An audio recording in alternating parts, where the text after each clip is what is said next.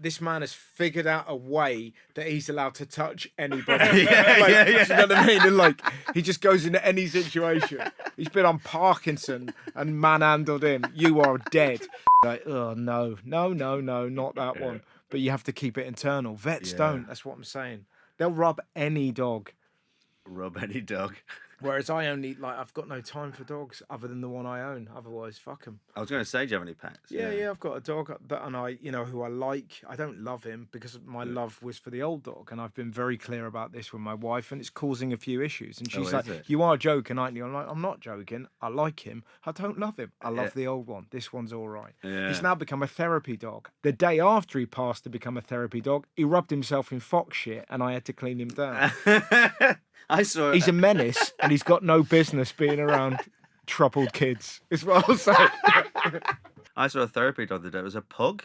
Ah, The fuck's that? Exactly. I think the heavy breathing of that is like a panic attack in itself. Exactly. You're in a panic attack. There's a pug next to you going. Yeah, exactly. Matching your breathing. Fucking right. Just if you've got a pug as a therapy dog, just play with your balls. Like, do you know what I mean? Just put your hands down your trousers, sing the national anthem, and let the world come to you. Yeah, totally, man. Like, it's like It's like it's mocking you. Yeah. But like the whole therapy dog thing is like absolute. Just the audacity to sort of say, no, when I go on a plane, I need a dog. And you're like, oh yeah, those well-known aviation experts. Like, how did they, like a dog is calm. What the fuck, what's happening? Bullshit. I can't go to parents' evening without my XL bully. Yeah, exactly. This is your final brilliant thing, I believe. Oh yeah. So this is my final brilliant thing are hedgehogs. Okay. Why? Just brilliant, aren't they? Yeah, okay. Do you know what I mean? Okay, it's close. Well, I really enjoyed that. It was a cracking episode. Why not buy my hedgehog book? It's very short. What is it about hedgehogs? I'm kind of a bit like, I feel bad. I'm slightly indifferent. I get it. I don't think I get it, but it's over with what's interesting, it's sort of, as a 43-year-old man, it feels very much like it is an animal you grow out of. Like, hedgehogs normally sort of 8-year-old girls, little boys like them, but you still like them as an adult is fascinating. Yeah, well, I think because like there's loads of when I was a kid, I went through a weird phase of I can't believe that. And it's lasted 43 years. Go on. And because my brother was always really funny, and I wasn't very funny. I was a bit shy, so I thought it was a bit funny. Because I was so shy, if someone spoke to me, I went through a phase. I don't know how long it lasted, but I'd only reply if I went with my mum and dad or brother. I'd only respond with the words "hedgehog now." Okay. And it sounds. When you were how old? 23, 24. Touring soon. I think I was about 4, 5, 5, 6, something like that. And it all came to a head when I went to Butlin. We used to go to Butlin's, and Rod Hull and Emu were on, and they came down. And they came down to get someone out of the audience, and I was going, "Oh, please not me, please Jesus, not me." as a shy boy, Rod Hull and Emu. I mean, it doesn't get more terrified, doesn't it? I'm quite nervous of adults. I just find them a bit. Oh, good God! What is that? Even a confident adult would shit themselves. Yeah, exactly.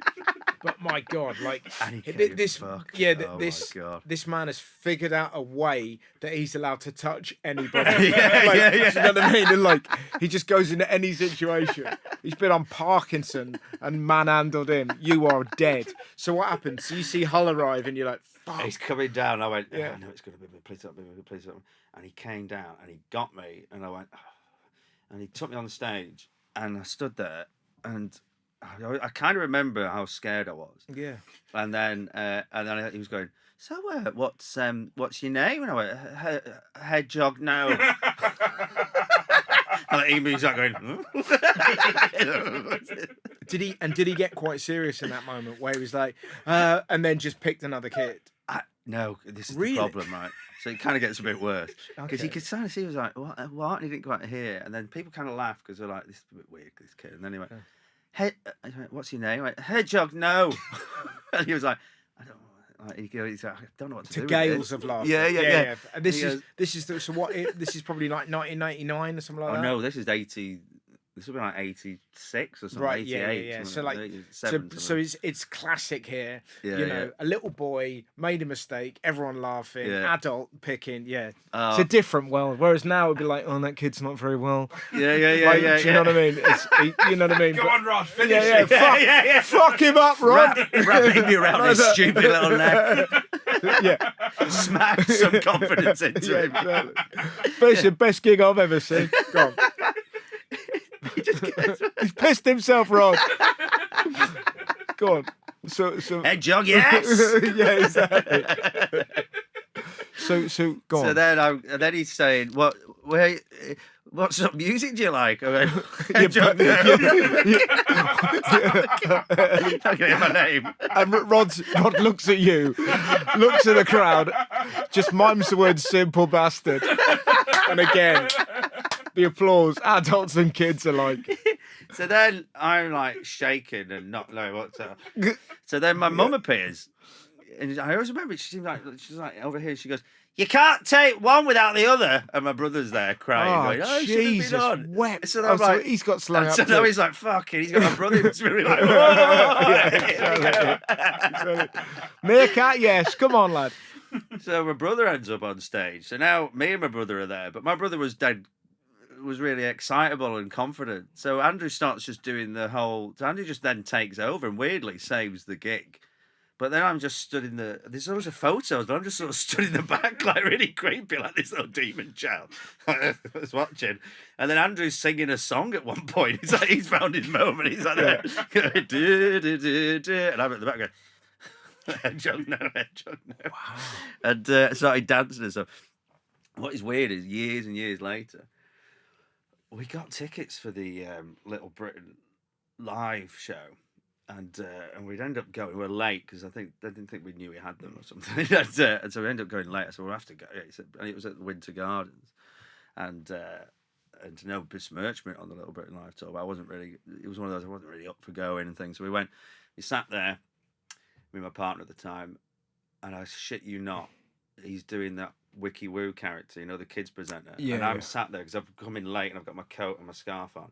And he comes down the aisle to pick someone. I went, "You've got to be fucking kidding." And he did, and he picked me, and I went, "Not again." And I had to go up on stage. And if you'd have said hedgehog no to them, that would have been like another catchphrase for a Little Britain character.